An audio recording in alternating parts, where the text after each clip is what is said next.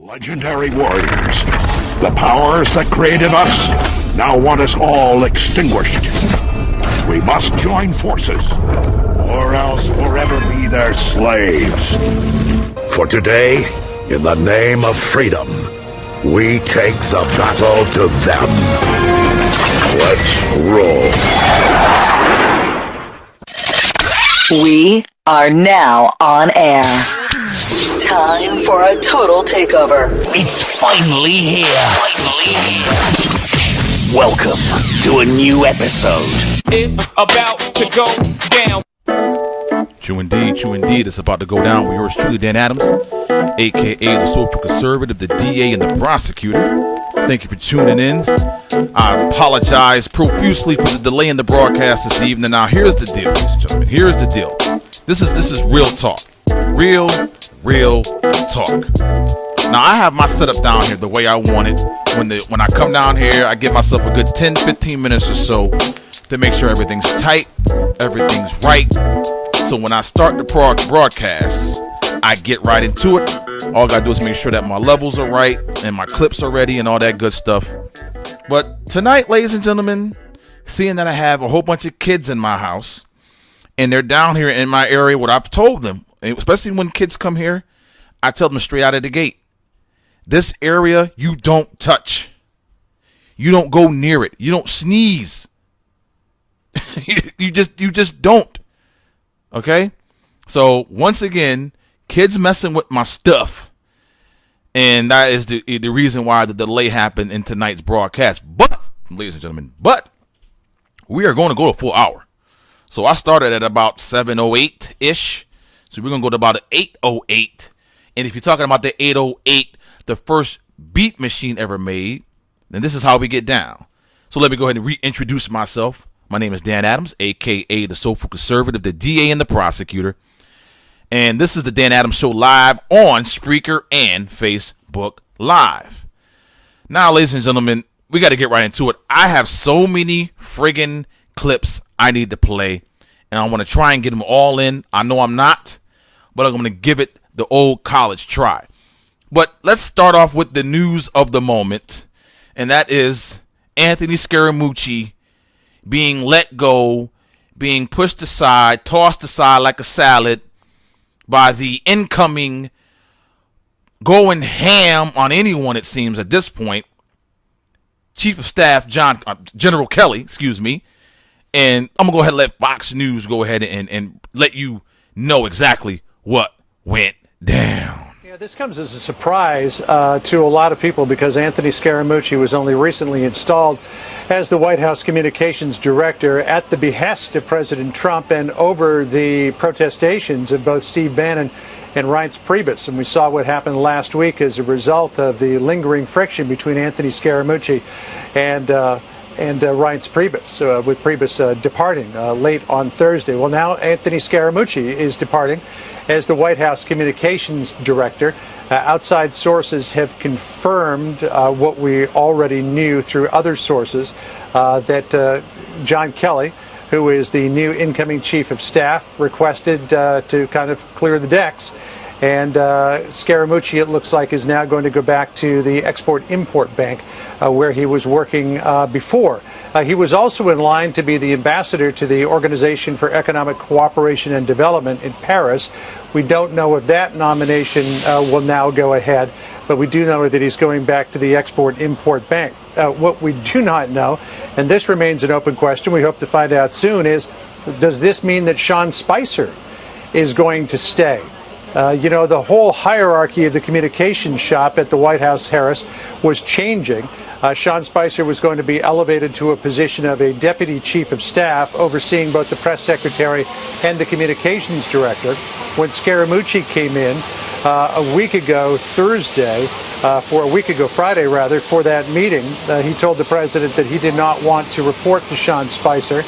And Sean Spicer saw this as being an untenable situation where he didn't want to be sort of the underling in the communication shop after being with the president so long. So he tendered his resignation to sort of, as he put it, quote, clear the decks so the president could bring in his own team. But now that John Kelly has come in, we have yet another clearing of the deck. So Anthony Scaramucci, whose tenure lasted about 10 days, is out as the communications director, going back to the Export-Import Bank. And again, we will check to see if he will still be in line for that nomination to be ambassador to the OECD, and whether or not Sean Spicer will depart the White House, as was planned for probably about the 15th of August. I talked to him earlier today. He was sort of going to coordinate his departure with some renovations that are taking place in the West Wing of the White House at the end of this week. But all of that may have changed. I'll tell you that I was outside his office, and he was behind the desk on the computer as the rest of the staff were gathered around him. So his position here at the White House still very prominent. It's likely he wouldn't continue to be press secretary. Sarah Huckabee Sanders has been named the press secretary, but Spicer could well stay on as the communications director in the position that he held before Scaramucci came in. It's a very, shall we say, fluid situation, Harris, here at the White House, as we're trying to figure out what all of these moves might mean in the short term and in the long term. Absolutely a fluid situation. A lot of questions linger, John, and we don't have hard answers, I would imagine, but you just laid out a course for who could be coming and going, filling that question of, well, who takes the post of communications director? This would have been the second person to have that job in just a couple of months. All the way back to the inauguration, you've had kind of the sharing of that position. I mean, there have been some different configurations with a job communications director that is so important and pretty singular in terms of its messaging. That person would be meeting on a regular basis with the president, and there wouldn't have been the kinds of mistakes that we've seen with communications over the last few months.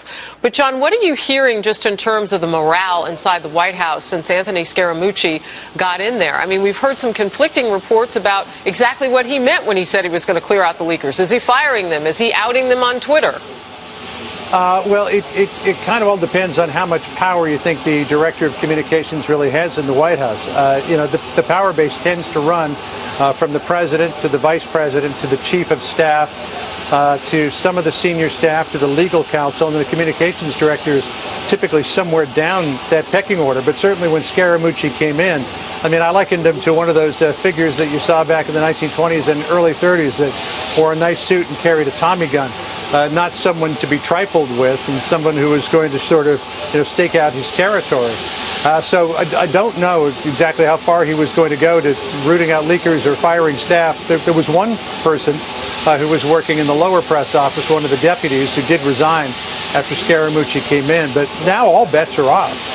Kelly obviously is coming in here with his own idea of a chain of command. Even Jared Kushner and Ivanka Trump said at the end of last week, when he was installed, or over the weekend, I guess is more accurate, that they were looking forward to, quote, following his leadership. So it may be that Kelly said to the president, if you want me to be chief of staff, we're going to have to establish the firm chain of command here where things flow from you through me and then out to everybody else. We can't have all of these parallel lines of access going between some of the other positions and the president. It's all got to go through the chief of staff, because the position of chief of staff, Harris, really is to be the gatekeeper for access to the president. Oh, absolutely. From the calendar to, sure, absolutely. And that was some of the reporting that had been done on Reince Priebus, that he didn't even necessarily have a real good handle on the daily calendar from this president in terms of their communication. Well, ladies and gentlemen, there you have it. Here we have a situation where we have a shakeup in the White House. And granted, it is Trump. He's unconventional. He's a businessman. And you can kind of see that on display right now, ladies and gentlemen. I mean, on full display. Because obviously, some things went down behind the scenes that we don't know. A lot of people are speculating in regards to General Kelly and how he wanted to roll in regards to being the new chief of staff. We don't know. We got idiots on the left already, and I'm just trying to pull this up right now, and I just tweeted back at this individual. But it's that black lady from CNN, and if you just give me just a second, I'll pull that up. But the thing is, ladies and gentlemen, and I'm gonna quote myself here. It says, basically, here's April Ryan from CNN. A source says Scaramucci said, I don't report to you, and the general said you're gone, and he is. See? A source. Once again, ladies and gentlemen, and this is what I said. Here we go. another unnamed anonymous source. Here we go. Another unnamed anonymous source. And I said, unless you were in the room or know someone who was, that will go on record, be quiet. Now, I was going to say something more stern than that, but I'm trying to better myself. I'm trying to, I'm not going to hold my tongue, but I'm going to state the facts, state them as I see them, and, give you the rough, rugged, and raw that you know that I can bring. But I'm going to do it in a more smooth, more cash, more down to earth, more laid back, like my style is, because people who personally know me know I'm just laid back can be. And that's how I'm going to try and roll, but get my point across, while I do that. Now, ladies and gentlemen, I don't know if you heard about Politicon 2017. Wait a minute, is it Politicon? Let me make sure I got that right. Let me make sure I'm stating the word of the particular event that happened over the weekend. And yes, Politicon 2017. You had a lot of debates, and this one in particular was interesting. And I had a very, very heated, I shouldn't say heated. He's a young man. He's a millennial that's in my, who works with me in my department at the JOB at the 9 to 5. And he's a millennial, and he's a liberal. And we were talking about the debate between the Young Turk himself and Ben Shapiro. Now, obviously, I believe that Ben Shapiro won that debate. He believes that the Young Turk won the debate. I am not going to make up your mind for you, so please go and find that particular debate. If you go to my timeline, I believe on Facebook and Twitter, Steve Crowder has links to the specific breakdown of the debate, but you can find a full, entire, unedited debate on YouTube. So just go look for it. But this 32 seconds worth of Mr. Young Turk talking about taxes. That's right. We're talking about taxes? Bringing out my inner AI, Allen Iverson. But here he is talking about taxes. And if you want to, like I said, get the full brunt of what was talked about. But this 32 seconds just kind of lets you know just how this debate went down and why, ladies and gentlemen, why Ben Shapiro won this debate. So, for example, the reason why when taxes are higher, it winds up being better for the economy is because it recirculates the money.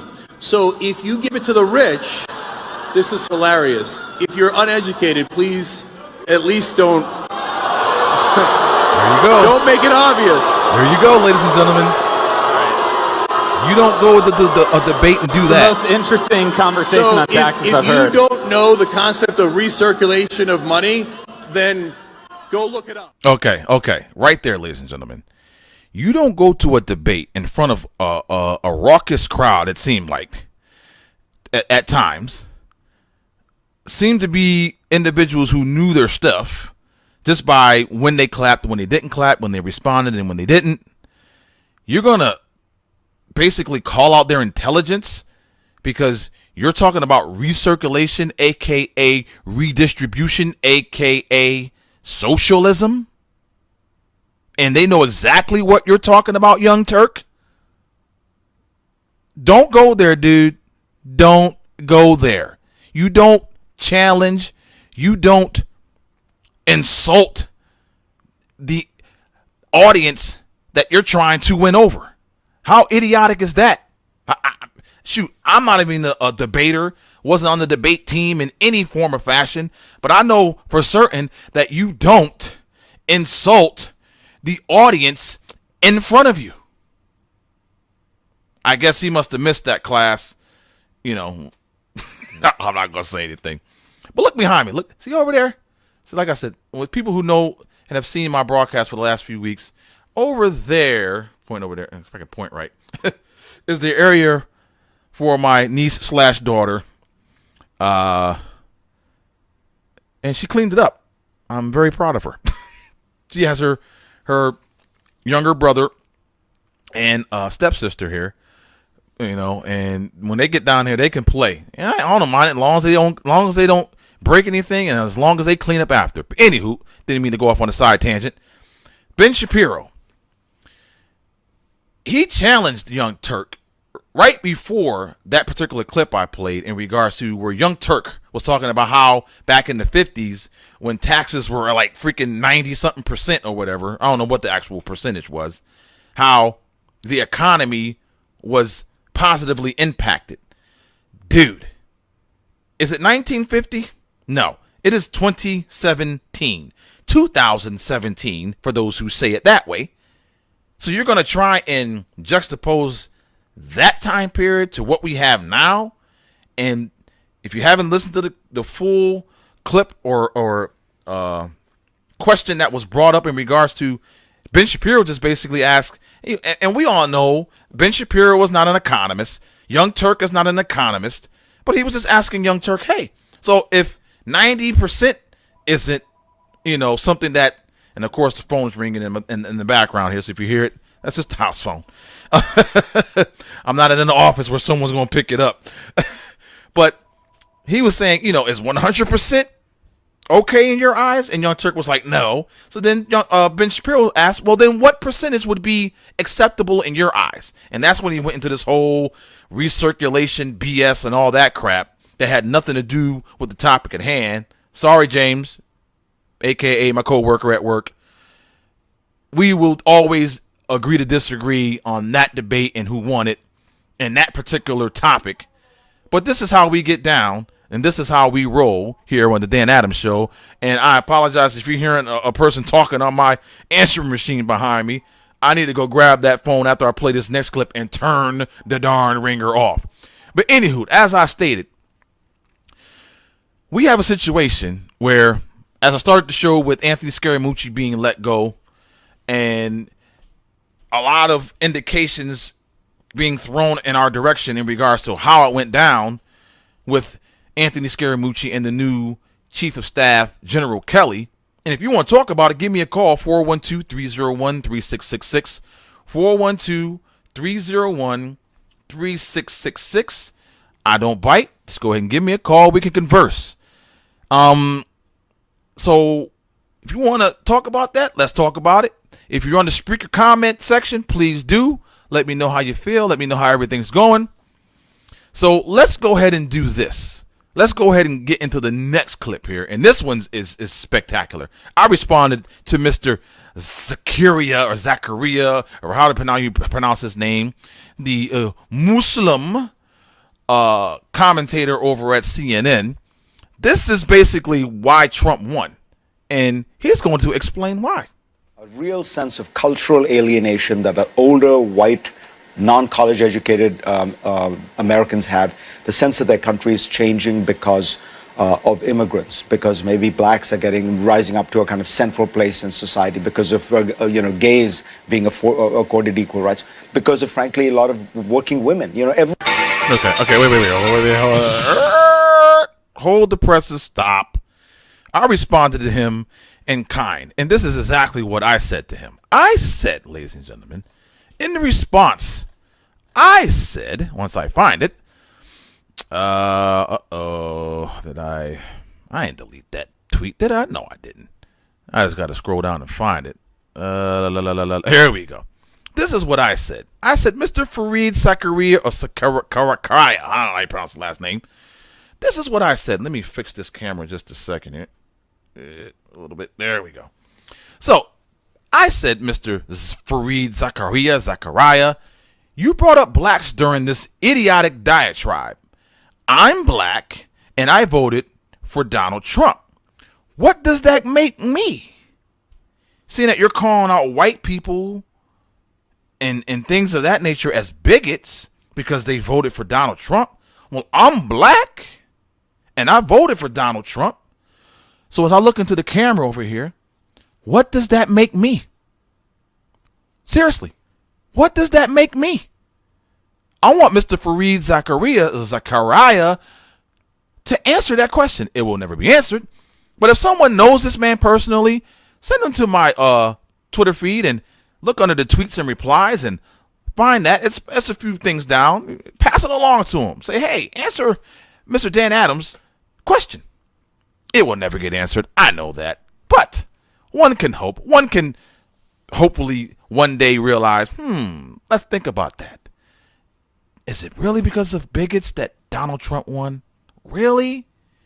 When a broad spectrum of individuals, including myself, a black man, voted for Donald Trump, they're gonna continue, and this camera is still not right. Hold on 1 second. There we go, much better. They are going to continue to yell and scream, ladies and gentlemen, yell and scream that bigotry and whiteness and white privilege and racism, sexism, Islamophobic, xenophobism, icks and isms was the reason that Donald Trump won the presidency. If we're going to continue to go down this line, ladies and gentlemen, then people need to have their facts at hand. People need to understand exactly what they're saying and stop talking out the side of their necks. Can we at least get to that point? Is that possible? Probably not. Probably not. Well, ladies and gentlemen, I have a plethora of clips tonight, and I'm just looking over on my screen. I'm trying to figure out exactly which one I want to play for you here. Let's go to this one. I want to make sure I play it. Now, if there's any kiddos out there that can't deal with any cursing or derogatory or racial slurs or anything of that sort, just turn it down for the next, how long is this? 25 seconds. So just keep your volume down for the next 35 seconds to be on the safe side. I'm going to play this clip and I will comment after. Bitch, I'm a motherfucking asshole. If I get you to my house, I'ma shoot you. If I get you at the park, I'ma stab you. Or I'll tell you, what you want, bitch? The gun? The taser? Which one? But I might stage your hand and blow your brains out, bitch. Fuck you, bitch. Fuck you, bitch. Fuck you, bitch. Okay, ladies and gentlemen. So I'm going to have to put the explicit tag on this particular broadcast so I don't get tagged by Spreaker. But, ladies and gentlemen, really? That was a young black woman in a car recording herself with a gun, supposedly looks like a gun, not sure if it's a real gun, and a taser in her hand. And this is what she spouted into the camera. Now, ladies and gentlemen, I responded in kind and tweeted that out and said, and I tweeted it to Maxine Waters and the Democrats. Seeing that Maxine Waters is trending because she called out Mr. Manouche at the hearing. And if you don't know what I'm talking about, go look it up. But Maxine Waters, the Democrats, you got anything to say about that? And one individual who replied back to my tweet said this, and this was spot on. Let me go ahead and find it. This person said, I know I gotta find it. Let's see. Okay. This person said, and it's spot on. So sad. She won't make it to 20. If only someone could reach out to her and share the gospel with her. And I said, amen. So I tweeted right back to Maxine Waters and the Democrats, and I said this. Maxine Waters or the Democrats wouldn't dare preach the gospel of our Lord and Savior Jesus Christ. The religion of liberalism? Indeed they would. Because that is all they know. Socialism, liberalism, bowing at the altar of government. This is who they serve. And if Maxine Waters is going to church every Sunday, if these Democrats are going to church every Sunday, supposedly self-proclaiming themselves as Christians, when everything about their political ideology goes against the teachings of our God and our Lord and Savior, then what in the world are you even going to church for? That's right. I said it. If you know how to download this copy of this episode and you want to splice that and loop that, go right ahead. And I'll repeat what I just said.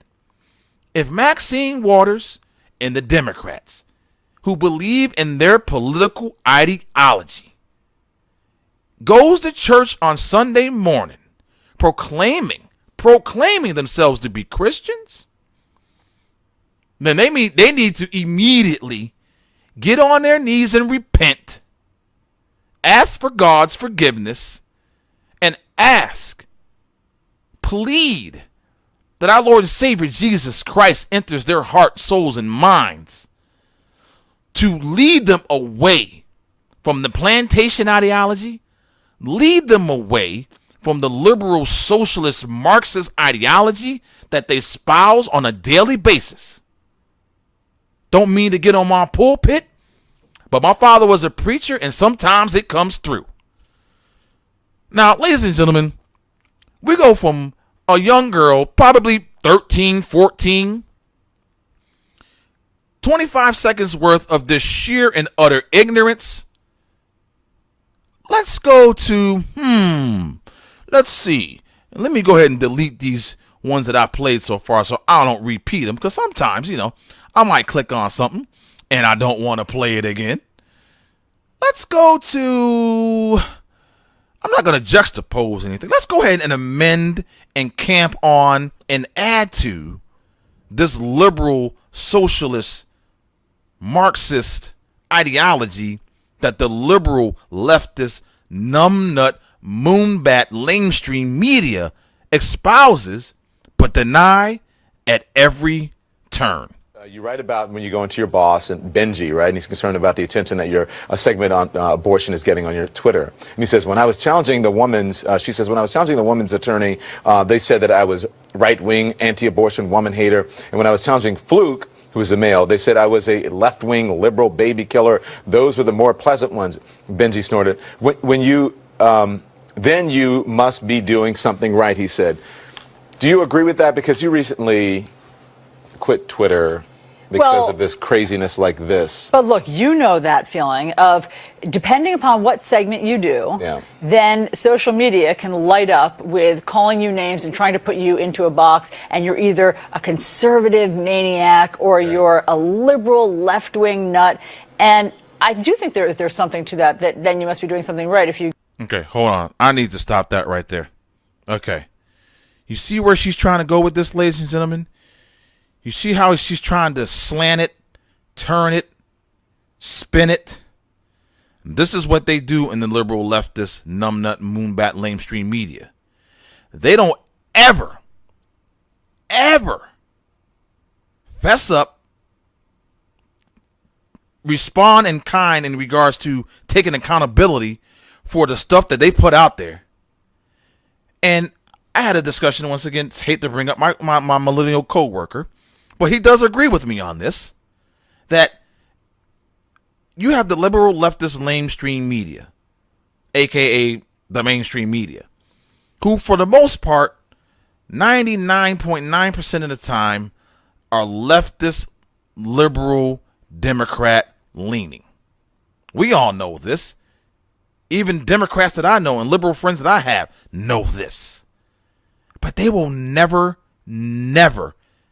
come out and say it. I would have actually more respect for these individuals if they came out and said, you know what, yeah, we're leftist, we're liberal, we're Democrat, and this is how our coverage leans towards. Now, you look at Fox News, ladies and gentlemen, they have many conservatives and libertarians as anchors and reporters on that show, and they don't shy away from it. They don't deny it. And for that, I give them kudos. For that, I give them props. But when you have leftists and liberals and Democrats and the lame stream media can't even get out of their own way, can't even get their heads out of their own asses and just fess up and just say, yeah, I'm a leftist liberal Democrat. And my reporting is going to lean that way. I would actually have more respect for you. But seeing that you try to make it that you're some impartial, straight down the line, independent thinker, independent journalist, independent anchor, independent reporter, child, please. Child, please. Don't come at me with that. I'm not an idiot. I'm not dumb. And most of us out here who have a thinking mind, who have a wherewithal of themselves to realize, and I have, like I said, Democrat and liberal friends who know that ABC, CBS, CNN, MSNBC, and NBC are left-leaning Democrat mouthpieces. But they don't ever want to confess to it, and they never will. So, go ahead, let this clip continue and let it finish. I just needed to jump in right there because she is once again, Alisyn Camerota, trying to slant it, spin it, turn it, and make it seem that she is this independent voice. Child, please. Get, hate from both sides. Yeah. It's unpleasant, regardless of what side it comes from. But I think that people do have a hard time fitting me into some box, which I've always seen as sort of a feather in my cap. But you did have a line I wanted to quote. Your character at one point says, "The crazy part about our show, Wake Up, is sometimes it's really fun and sometimes it's really toxic." That's quite a hybrid, It's almost like we should invent a new word for our brand of news that combines fun with toxic. And the word your character suggests is foxic. Which, again, made me think of Fox. I wondered if that's what it was like for you at Fox and Friends. It was fun, but also toxic? Really? That passage that you happen to have pulled, it was a real conversation that I had, not verbatim, but with a woman who was on the air, a dear friend of mine, and she and I met for lunch, and I was frustrated one day during these years when I wrote it, because I did feel that way, that the show that I was on, there was a lot that was great about it. It was really spontaneous. Live TV at its best is spontaneous and fun and unpredictable, and you never know what's going to happen. But I also thought, as I said, I wrote much of this during the 2012 election, that it unnecessarily stoked outrage. Just to tick people off, to make the viewers angry? I guess, or that took a really myopic view of, say, President Obama or the current administration, only saw them one way through a sort of outrageous lens. And I thought that there was a way to be a little bit more open-minded. Open-minded? Open-minded. Alisyn Camerota saying that she was trying to be more open-minded.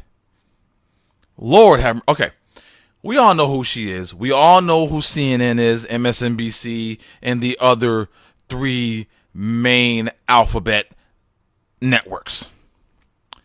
For her to say that, Lord have mercy and child, please. I might. That might be my next mantra. Thank you, Ocho Cinco, or whoever originated child, please. Child, please. Really? So these individuals think that we are stupid. They must think that we are stuck on stupid. And once again, we have a situation, ladies and gentlemen, where you have a individual who was at Fox, which they do have liberals on Fox, no doubt about it. Juan Williams, Geraldo, and a few others. But how is it that when she was at Fox, that she was trying to make it seem as if she was trying to do her best to normalize the news and not make it so toxic? Are you kidding me? So you were saying that you were trying to do that at Fox, but what are you doing on CNN? When you go after anything and everything that isn't liberal, leftist, or Democrat, where you downright belittle, besmirch, damn near insult anyone that comes at you in any form or fashion in regards to pushback, you're trying to normalize and not make things toxic? Here again, I am sorry to bring in my coworker from work, the millennial. But we also agreed on this, which, ladies and gentlemen, a liberal friend of mine, a co-worker of mine, we spoke and we talked about politics today, and we didn't go after each other. We didn't name call. We didn't threaten each other to meet each other in the parking lot after work. We agreed and disagreed, but we did it with common courtesy. We did it with a sheer respect for one another. And it ended on a note of, yeah, we'll agree to disagree. And then we went on our way. But you mean to tell me that Allison Camerata, who worked at Fox News, moves to CNN, and she goes in on anyone with an opposing view of hers, an opposing view of CNN, which we all know is liberal, leftist, and Democrat leaning. You mean to tell me you're trying to normalize things and not make things toxic? Are you kidding me? Child, please. All right, ladies and gentlemen, let's go ahead and get into the next clip here. Like I said, I got clips for days tonight, ladies and gentlemen.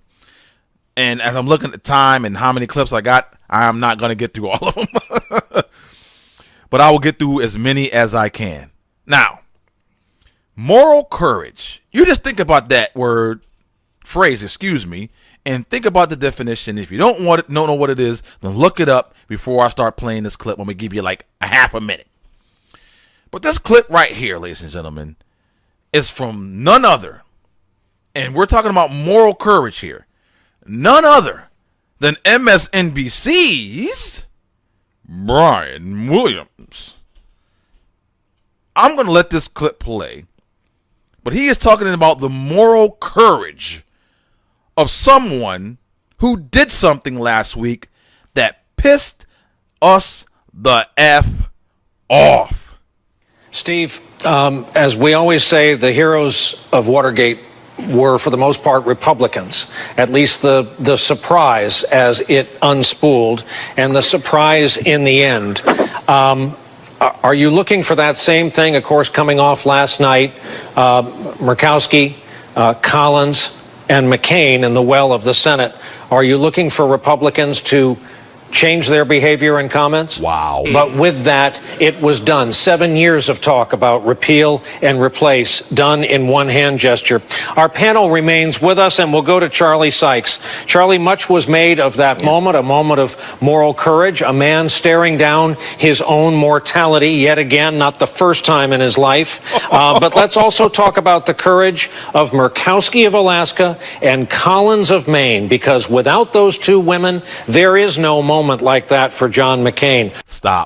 Stop. You're bringing in these two traitors to justify and uplifting John McCain as an example of moral courage? Are you kidding me? Are you friggin' kidding me? This is the reason, well, we all know the reason why you got fired from the upstairs network NBC, Brian Williams, with your lying ass. But for you to espouse this, for you to even have this working in your brain, for you to even allow this to come out of your mouth, child, please. My question to you is, that kind of courage for people cheering them on going to be contagious? You're invited to the best party in Washington, D.C. all year. It's the MRC. Ladies and gentlemen, I don't even know where to go with that one. I don't even know how to even respond to that. Wow. So without Murkowski and Collins' moral courage, John McCain's moral courage would not have been on display last week when these three traitors voted against repealing Obamacare. If this is how so-called mainstream anchors, reporters, and journalists think, then we are in a world of hurt. I know we've been in a world of hurt, ladies and gentlemen, having to deal with this kind of reporting, having to deal with this one-sidedness, having to deal with the lamestream media and its liberal leftist Democrat leaning. But to call out and try to exalt John McCain, Murkowski, and Collins as having moral courage? Are you kidding me? Now, I want to speak on this particular topic in regards to those traders who, for years, and if you go to my Facebook page and go to my video section, I put up a spliced, and I mean, if I say so myself, a very eloquently edited, spliced together snippets of John McCain over the years, screaming and yelling about how bad Obamacare was, how bad we need to repeal it and replace it. But when it came down to his vote to make that happen, and he's talking, and I mean powwowing, and I mean just chucking it up with Democrats before he goes over and puts a thumbs down and says no to repealing Obamacare?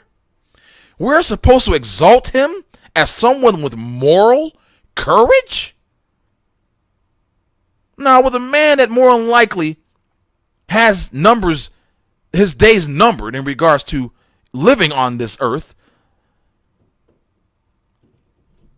I'm hoping and praying for the man in regards to maybe and hopefully having this cancer removed from his body, because I'm not that callous. I'm not that one who's going to just come out and say, I want the man to die. No. Is that Christian-like? No. I can call him out on these particular items, on these particular instances, on these particular circumstances. But I'm not going to wish harm or wish death on this man. I know I'm not the best Christian. I can't espouse that.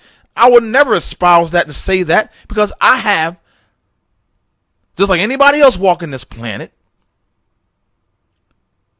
a sinful nature, because we are sinners saved by grace. We mess up. We sin. But I am not, ladies and gentlemen, I am not going to go down that route like I've seen from some individuals who are, whoo, good for him. He got cancer. Let him die. No. Really? And you're going to call yourself a Christian? I'm sorry. I just had to say that. But to get back onto the topic at hand in regards to Brian Williams of MSNBC, exalting and calling out John McCain, Murkowski, and Collins' moral courage in regards to their no vote to repealing Obamacare. Now, here's the thing. Are these people in hiding? Has anyone asked these individuals why they voted no? If anyone could find me a snippet, a soundbite, video clip, whatever, in regards to anyone asking these three why they didn't vote to repeal Obamacare, send it my way. Here is my deets, as we say.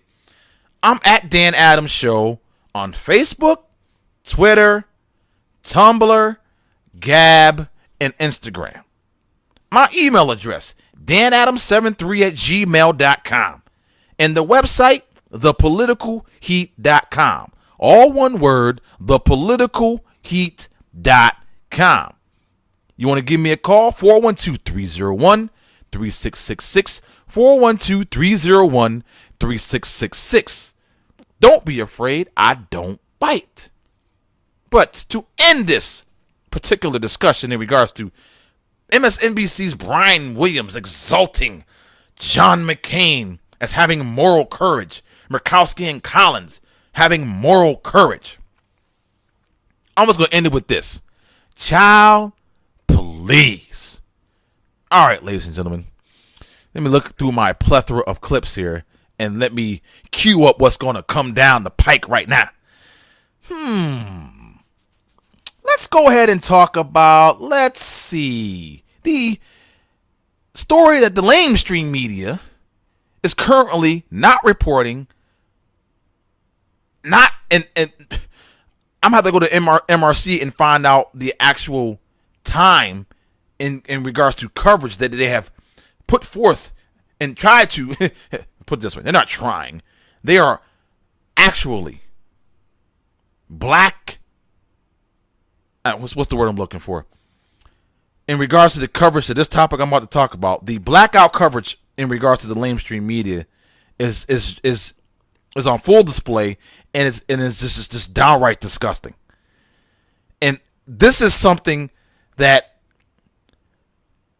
we as Americans in this country, we as the American public, we as the taxpayers for the federal government, for Congress, we the individuals who they continually tap our pockets, our bank accounts, our 401ks, to continue to go down the line of crime, illegality.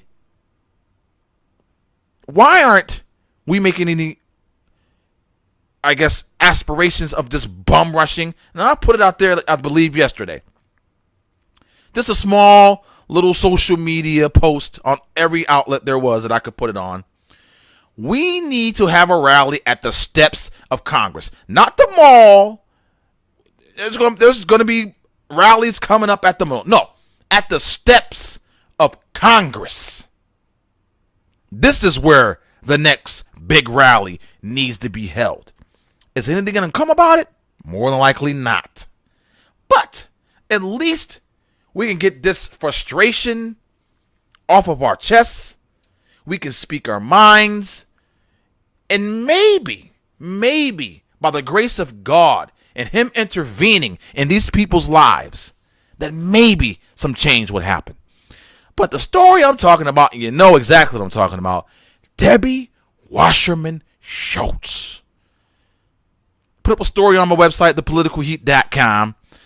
And basically, actually, I'm going to go there and I'm going to give you the title, exactly what I said and what it's all about. Just give me 1 minute here while I type in the address.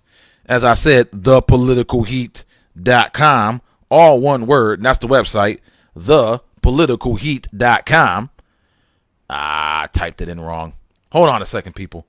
I got to grab my keyboard so I can actually put the letters in right. thepoliticalheat.com.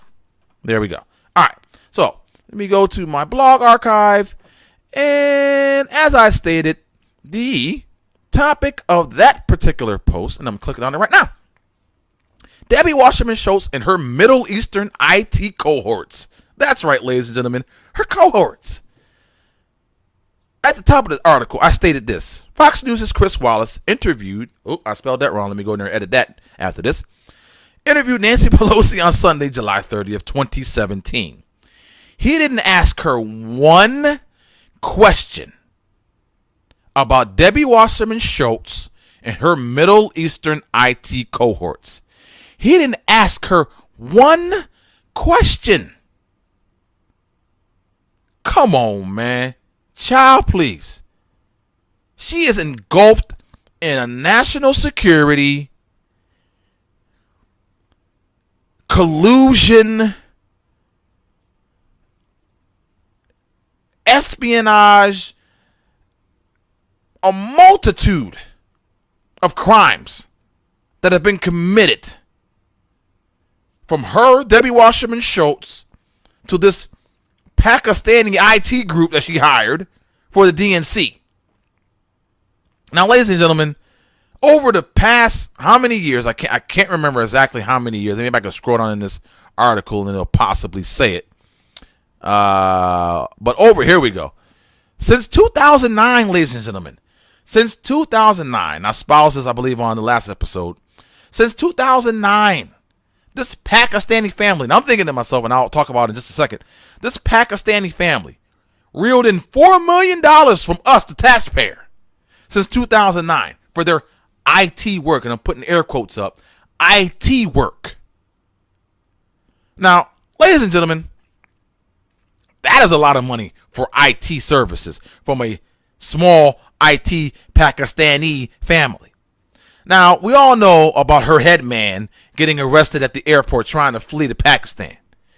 But his wife, his brother and brother-in-law's wives all bounced. Why are they leaving?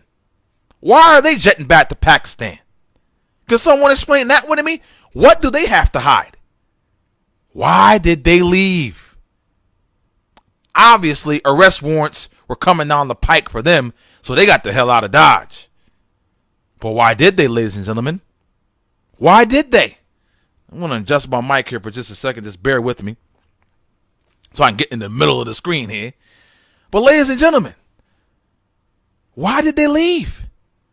Why did they leave? I want to know. I want these people brought back, extradited, whatever you got to do. Bring all those individuals who had arrest warrants out for them. Bring them back to the States and let's find out what the hell went down with the Pakistani IT group who serviced Debbie Wasserman Schultz and the DNC. We need to know, ladies and gentlemen. We cannot slip this and slide this and let this roll under the rug, under the couch. Way back in there, there's a sock behind it that you can't reach. We can't allow this, ladies and gentlemen. And this whole Fusion GPS story that no one wants to talk about in the liberal leftist numbnut moonbat lamestream media, that's another one. This Fusion GPS. Now, it was a big deal when this fake ass dossier came out trying to paint Trump as some pervert. Was proven to be fake, false, and untrue. But now it has legs, ladies and gentlemen. It has legs. And it is running towards the Democrats. It's running towards Hillary Clinton. Running towards the DNC. With Russian collusion smacked all over it. So, ladies and gentlemen, before you start your end of the night, and when I end this broadcast, which will be in about 9 minutes or so, maybe less. But when you have a situation, ladies and gentlemen, where number one, you have allowed yourself, I guess, and actually I got less than time that I thought. But when you bring it down for the night, slow it down, get into that mode where you're just either on the couch or in the bed watching TV, and you're done with going on social media, emailing, possibly working. Think about this, ladies and gentlemen. Just think about this for a second and pass this along to anyone you might know. Are we going to continue to allow the individuals who, number one, we pay their salaries, we pay the salaries of those who work under them, are we going to continue to allow these individuals to commit crimes right in front of our faces and get away with it, be allowed to retire, resign, get new gigs as far as jobs, can cash in on those 401ks, cash in on those retirement funds and accounts and things of that nature? Are we going to continue to allow this to happen? Child, please. Let me go ahead and play this clip. About a minute and a half. This is Florida Rep. DeSantis calls for an investigation into Wasserman Schultz IT staffer. Okay, so when it started to hit the fan back in February, all the members of Congress fired this guy and his family, except Debbie Wasserman Schultz, who kept him on the payroll. I know, Steve. I think this is really curious as to why this individual would have been on the payroll. As you mentioned, it wasn't just him that was busted in February. He had family members. There were a couple friends. All these guys, although they really weren't qualified on the face, they made over $4 million from Democratic members of the House of Representatives since 2009. I think it's questionable what they were doing during that time. We have to investigate that. And, of course, they had access to Intelligence Committee and House Foreign Affairs Committee members' personal email and IT accounts. There's some very sensitive information on there. This could be a significant security breach. Daily Caller, this guy was frantically liquidating real estate holdings on the day of his arrest.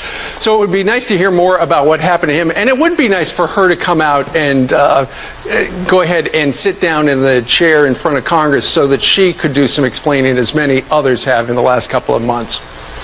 That's right, because there's going to obviously be financial crimes here that'll be prosecuted criminally. I think that's just window dressing. I think what was he doing with these money? He's got connections to a Hezbollah-linked character in Iraq. He's sending money to Pakistan. I think there's going to be more than just the financial crimes on its face. But in the House of Representatives, we have to investigate how our systems may have been compromised, and that will require putting people in the chair. Sure. Putting people in the chair. You mean the electric chair? But yeah, no, in all seriousness, ladies and gentlemen, these individuals need to be brought to task. These individuals need to be, and as I get my outro music together here, they need to be brought to heel. Ladies and gentlemen, like I said, I'm looking at my board over here, and I got about 1, 2, 3, 4, 5, 6, 7, 8 more clips I could have played during this broadcast. But my time is up. My time is over. I thank you for joining in. I thank you for listening in. I thank you for watching on Facebook Live. For all those in the speaker chat room, thank you so much. Spread, share it, let everyone know. Yours truly will be here every week. Sunday evenings, 7 p.m. Excuse me. Let's get the times right, Dan. Sunday evenings, 9 p.m. Eastern Standard Time on Facebook Live and Spreaker. And Monday evenings, 7 p.m. Eastern Standard Time on Facebook Live and Spreaker. For those individuals who are in need of prayer, if you need to hit me up, because I will do that as long as you reciprocate, because we all need prayer. So until next time, may God continue to bless you and yours. May he keep you and your family safe. Until next time, God bless and let the vibe flow. God bless. Peace.